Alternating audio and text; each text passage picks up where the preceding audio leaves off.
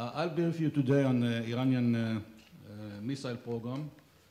Can you put the first slide, please? The slideshow is very visual because a lot of pictures. Oh boy, small screens. I'll talk about first the overall picture. What is the policy of Iran, of armament policy of Iran? I'll talk about their breakthroughs in their missile program, and I'll talk about some effort to trivialize it. From some circles in the United States, it behooves their interest to trivialize the thing, and I'll argue the point.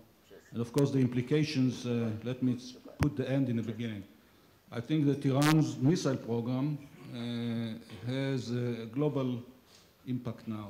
It's way beyond the Middle Eastern impact. We're talking about the threat on Israel, it's there. They are coming up every now and then with new missiles, longer range, better capabilities, but the distance between Iran and Israel remains the same. So what you see behind it is an overarching policy which I think is even beyond the Middle East. Next slide, please. Well, this is a slide showing some weapon systems from the greatest, largest military parade. They love to have military parades. Twice a year, there is an April military parade of the army, and you know they have two armies. So in September, they have another military parade of the Pasadena, the Revolutionary Guards. This is the greatest, the largest they ever made. That was April 2008. And the weapons you see there, some of them I remember with nostalgia from the Golan Heights in 1973. There is no money, obviously, invested in ground weapon systems and conventional armies. Next slide, please. And same thing with their air show. They flew 220 planes above Tehran on that day, the largest air parade they had. About one-half of those aircraft were made in the United States and purchased from the United States before the revolution. The most modern aircraft that flew there was MiG-29 that they bought in 1992. No money in air power. So where is the money? Next slide, please. It's in missiles, and I won't go over every missiles. It's missiles and nuclear program. Missiles and nuclear program. Now you can have all the excuses in the world you want. But this is the overarching picture. You see it from above. The military budget goes into missiles and nuclear technology, not in air power and not in ground power. It shows you the real defense policy. Next slide, please. Well, they made a lot of breakthroughs. Let me caution from the beginning. There are actually level help from all kinds of countries, which I won't mention here, into what they now call the Qadir 1. They claim the range of 2,000 kilometers. Maybe it's not exactly 2,000, but it's much longer than the original version. Next slide, please. And basing mode, they had, on the top you see a mobile launcher. They are now digging their missiles in the ground, like the superpowers. They are going into silos. This is a picture from Jane's Defense Weekly showing the opening of silos in the hillside in Iran. Next slide, please.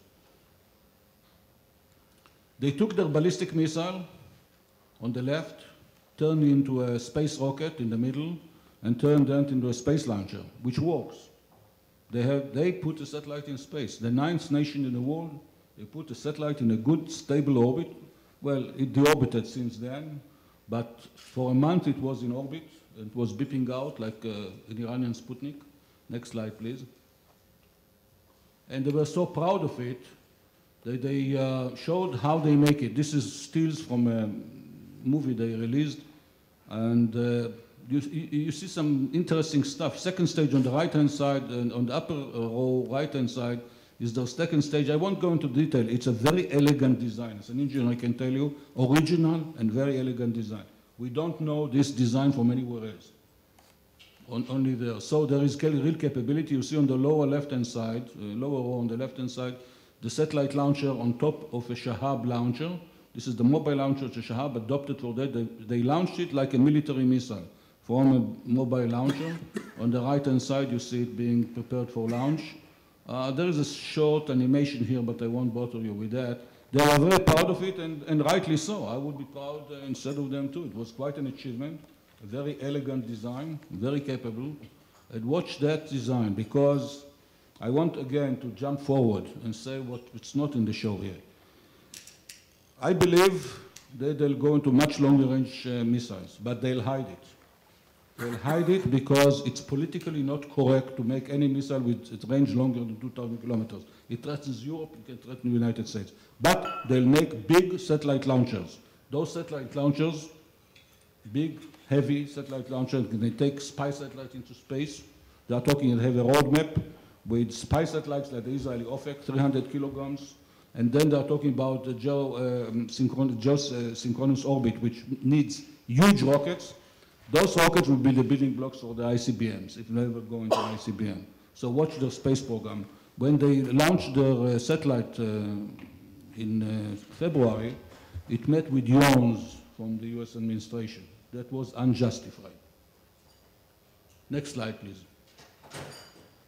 Well, one can say perhaps do they learn everything from the capability? Is it imported from North Korea? We know that they imported a lot of North Korea, so I'm comparing to the North Korean satellite launcher from April. There is no similarity, two different designs. In my opinion, the Iranians now are ahead of the North Koreans. The pupils are now the teachers. And that has an implication, also a global implication. Next slide, please.